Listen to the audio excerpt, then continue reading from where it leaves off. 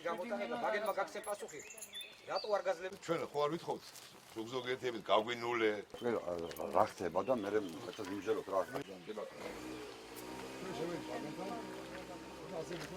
აგერა ვარ. სიტყვა სიტყვით ესე გაიმეორა. სიტყვა თქვენთან მინდოდა მოხმარებულიყო ეს საბუთებს. დაპირება და რა შესულდა რა არ შესულდა და რა. სახელმწიფო ჩვენ გამოვყავთ ის თანხა, რომელიც დააფინანსა სამსექტის ადამიანებს და 12 სექტის სახელმწიფო. ჩვენ ვთქვით რომ უნდა დაიღოს კატეგორიები. აქციას ვატარებთ აქანე გამაფრთხილებელ აქციას იმისათვის რომ რაც დაგვპირდნენ ის უნდა შეგვისრულონ. თუ არა გავაგრძელებთ ამ აქციებს და პერმანენტულ ხასიათს მიიღებს ეს აქციები. ჯერ არავის არ უგითხია ჩვენზე რომ ჩვენ მოახერხებთ თუ არა ვალის გადახდას. ვიღაცა ხო უნდა მოვიდეს. და უნდა გითხრას რომ შეძლებთ თუ არა. ხო უნდა შეგიმოწმუნდა რა, სახლი, კარი, ყველაფერი.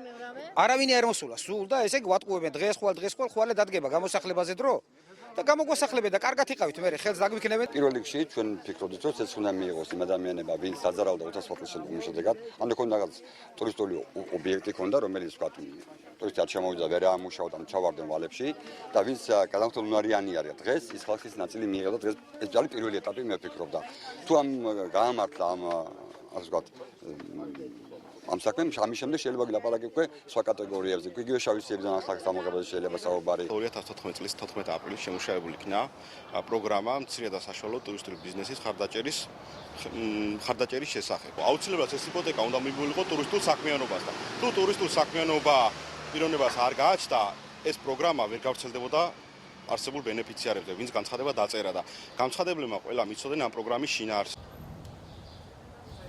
ანუ შიგნით პროგრამა